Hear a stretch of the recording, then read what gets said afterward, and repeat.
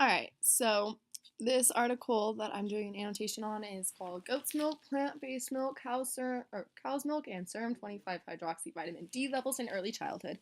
So the argument in this study is that it is unclear, based on existing research, it is unclear whether this is true for both animal-based and plant-based milk beverages. So what they're talking about here is the relationship between a higher consumption of alternative milk beverages and lower vitamin D levels. So those who drank more alternative milk beverages instead of traditional dairy milk um, were seen to have lower vitamin D levels. So it says our objective was to determine whether the relationship between alternative milk beverage consumption and children's 25 hydroxy vitamin D is different for goat's milk, plant-based milk beverages, and cow's milk. So the method says very clearly here, this is a cross-sectional study involving children ages 1 to 6 years old who routinely see their primary health care provider and are located in Toronto, Canada. Okay, so next, the evidence. The key example is this table, I think. It shows what we see here in the blue, that there's a dose-dependent association between plant-based milk beverage consumption and lower 25-hydroxy vitamin D levels. So you can see here this little dotted line down here shows that the more milk alternatives that were consumed, the lower their hydroxy vitamin D levels were, versus if they drank cow's milk or goat's milk, it was virtually even.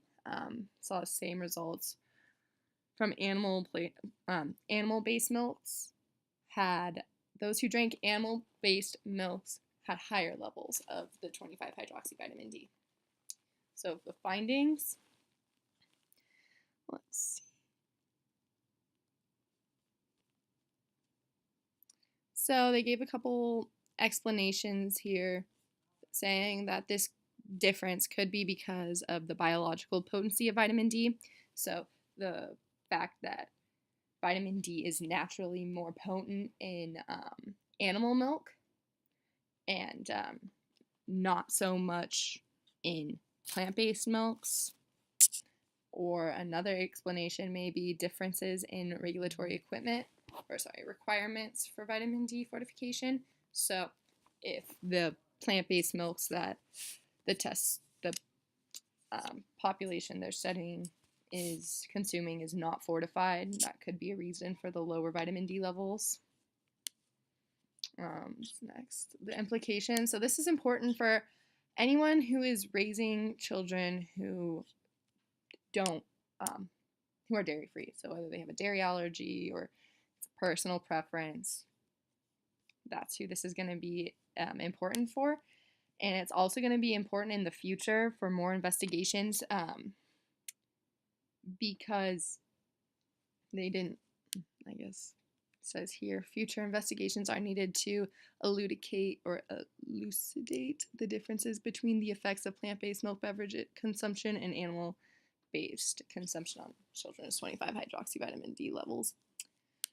The use, basically, I'm just going to use this in my paper to say that if you are not consuming any plant-based milks, your vitamin D levels will be lower because plant-based milks that are not fortified are not an appropriate substitute for dairy milk. All right, thank you.